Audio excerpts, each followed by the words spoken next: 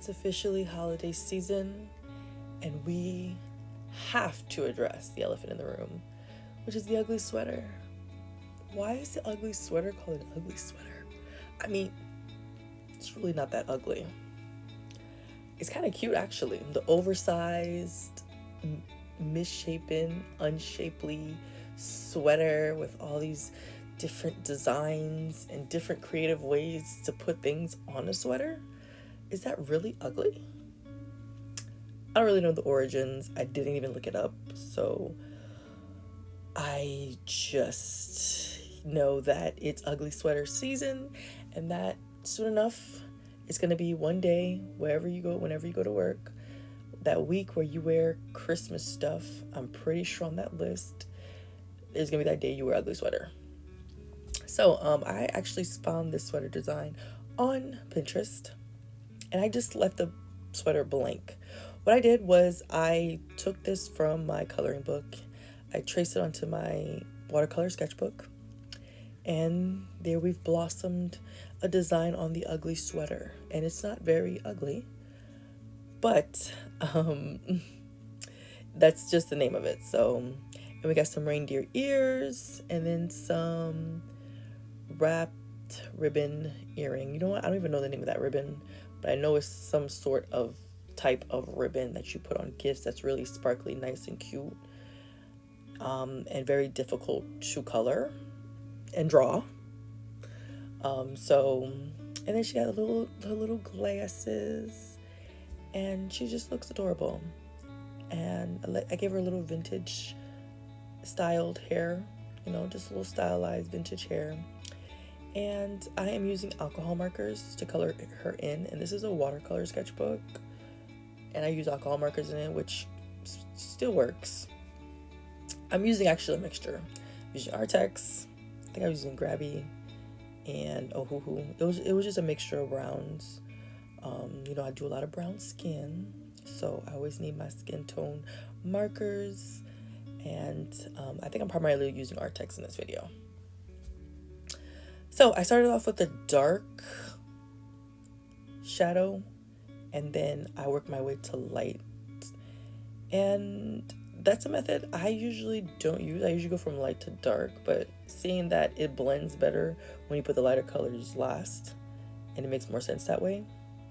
I don't know why I've been using it the other way, but I still go back and forth. I still don't stick to the same method or process. So, I did her a little darker skin. I try to use the lighting from my window. It wasn't bright enough, so I'm just going to stick to my artificial lights, my indoor artificial lights for videoing, because the natural light is really based on where you live and how much lighting you're getting. It just didn't work for me. And I actually highlighted her. I did her highlights on her skin with green and white.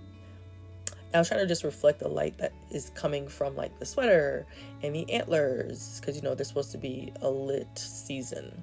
All right, she's wearing her ugly sweater. She's about to go have fun at a party maybe, or get lit at the office with her buddies, or she'll wear that after the office work or where she works at.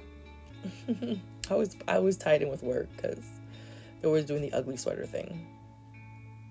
Or it could be an ugly sweater party. We don't know where she's going, but we know she looks damn cute. And I gave her some green eyes because I kind of want to always put some colored eyes in there. So I gave her some green eyes. And I'm gonna, I haven't really done like unnatural colored eyes, like pinks and purples. I feel like I should do that more often. If I like having the colored eyes, because it's kind of bland when I sit here and do brown eyes, brown hair every single drawing. I mean, it's art, so there's no reason for me to be sticking to brown eyes and brown hair every 5 seconds. And I'm always going with like a little purple fuchsia plum lip, because I don't know, it's just a safe space for me. Or she could have went bare. She could have went with a bare nude lip too. But them dark purples and fuchsias, they just look so scrumptious. And yeah, there we have it. She looks like a little cute little character.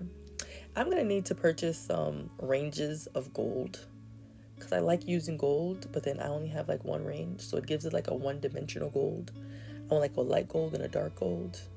I guess I can find a way to mix that with like a brown or something. It just looks so plain when I use gold. It just looks flat. And I kind of want those values. I kind of feel like I went a little weird with the eyebrows. They were so long.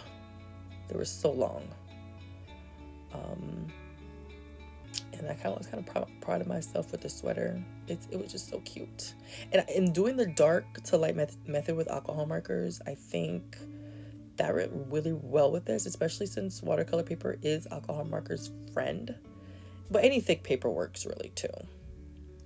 I do have these available for digital download as well. They do come in the coloring book. So either way, if you want to print it out in color, or if you want to actually purchase the whole book and get more holiday pages and coloring sheets, you can do that as well.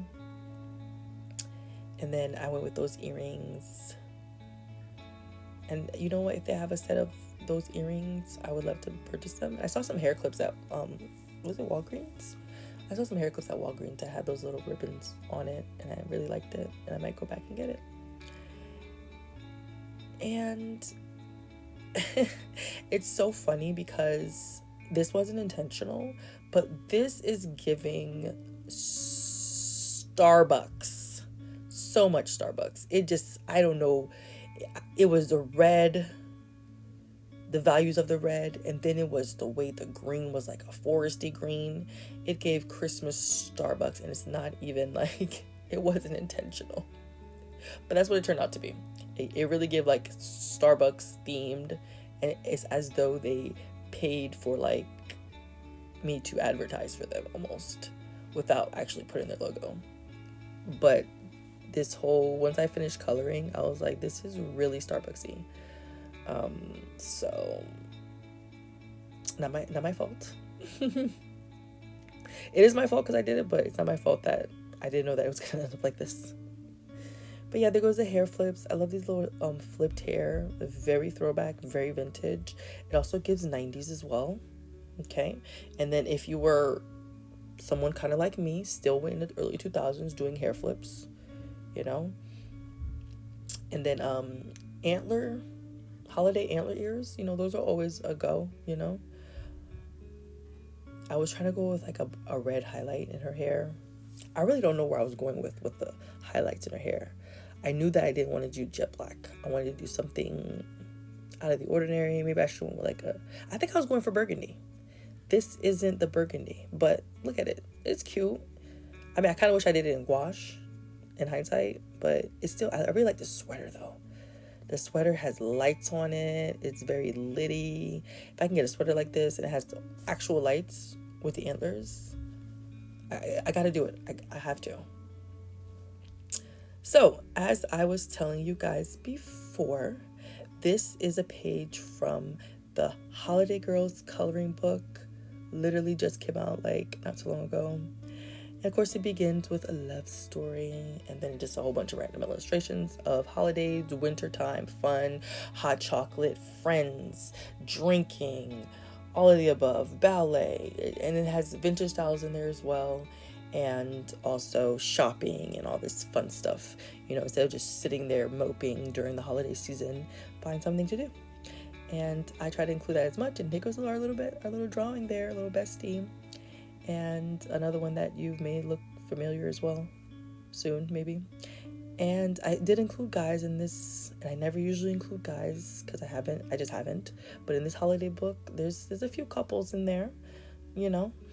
And it ends with falling in love because it's the early 2000s rom-com that I was emulating with those 2 pages right there. But go ahead and subscribe and stay tuned for more.